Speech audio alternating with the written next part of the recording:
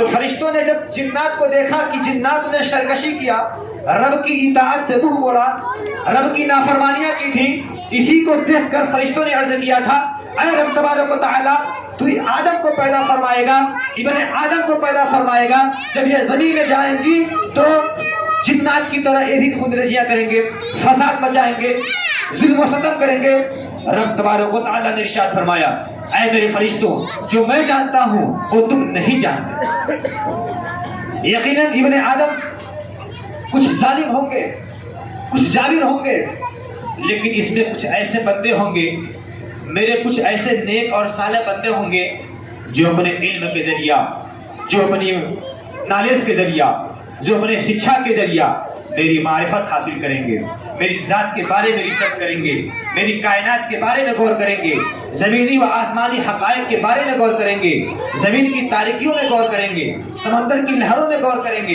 یہ ابن آدم ہوں گے جو ایک زمانے میں آ کر سورج کی شعاعوں کو گرفتار کریں گے، زمین کی ساری تاریکیوں میں پھیل جائیں گے۔ ابن آدم ہی کی اولاد میں ہوں گے جو کبھی میری معرفت حاصل کریں گے تو انہیں میری ذات کا علم ہوگا، میرے عظیم ذات کا انہیں علم ہوگا۔ اسی آدم کی اولاد میں کچھ ایسے اولاد ہوں گے، اس لیے اے فرشتوں، جو میں جانتا ہوں وہ تم نہیں جانتے۔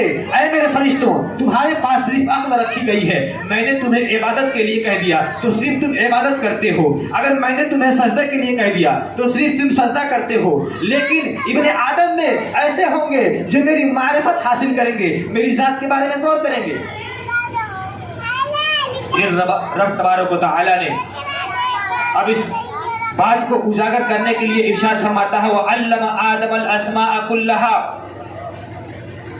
ثُمَّ عَرَضَهُمْ عَلَى الْمَلَائِكَةِ۔ اب فرشتوں کی مقدس جماعت کو دیکھیے، اللہ فرماتا ہے کہ علّم آدم الاسماء، اللہ نے آدم کو نام سکھا دیے۔ قرآن پاک کی آیت اسماء اسم کی جمع ہے، اسم کا بہو وچن ہے، جس کا ایک وچن آتا ہے اسم۔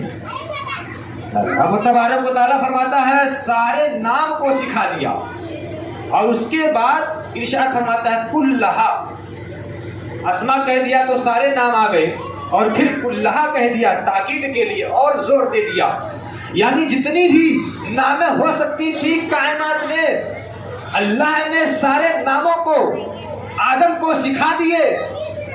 آپ غور کیجئے، آپ نے موبائل نہیں دیکھا، ہم نے آپ کو موبائل کا نام بتایا۔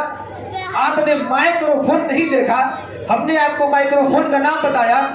آپ نے کسی بھی چیز کو نہیں دیکھا اور میں نے اس کا نام بتایا، تو آپ کو کبھی اس کا جانکاری نہیں ہو سکتا ہے۔ کسی بھی چیز کے بارے میں اگر جب تک اس چیز کو ہم دیکھ نہیں لیتے ہیں، اپنی آنکھوں سے مشاہدہ نہیں کر لیتے ہیں، ہم اس کے بارے میں کبھی جانکاری حاصل نہیں کر سکتے ہیں۔ تو پتہ چلا رب تبارک و تعالی نے آدم کو صرف نام نہیں سکھایا، بلکہ مفسرین کرام فرما رہے ہیں کہ اللہ نے آدم کو اسماء المسمیات، ساری چیزوں کا نام سکھا دیا۔ آدم کے سامنے قیامت تک پیدا ہونے والی ساری چیزوں کو پیش کیا گیا تھا، اور روز ازل میں فرمایا گیا تھا اے آدم یہ موبائل ہے، اے آدم یہ مائکرو فون ہے، یہ آدم یہ اور چیزیں ہیں، یہ آدم یہ گاڑیاں ہیں، یہ بائک ہے۔ ایک ایسا زمانہ آئے گا، قیامت کا زمانہ آئے گا، اس زمانے تک تمہاری اولاد ہوگی، یہ ساری چیزیں قیامت تک پیدا ہوں گی۔ حضرت آدم علیہ السلام نے رب کی بارگاہ میں جب ساری چیزوں کو دیکھا تو ایک ایک کا نام رب کی بارگاہ میں شمار کر دیا۔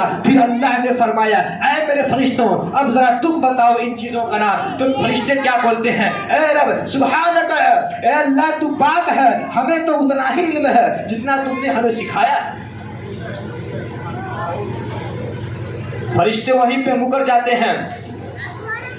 اس لیے کہتا ہوں رب تبارک و تعالیٰ نے ارشاد فرمایا اے فرشتوں، جب تم ان چیزوں کا نام نہیں بتا سکتے، جب تمہیں ان کے بارے میں غور نہیں ہے، تو اب ذرا چلو ہمارے آدم کو سجدہ کرو، آدم کی تعظیم کرو، آدم کے آگے سر جھکاؤ۔ فرشتوں کی مقدس جماعت فسجد الملائکۃ کلھم، فرشتوں کی ساری جماعت نے حضرت آدم کے سامنے سجدہ کیا، سجدہ تعظیم کیا، مگر ابلیس نے انکار کر دیا۔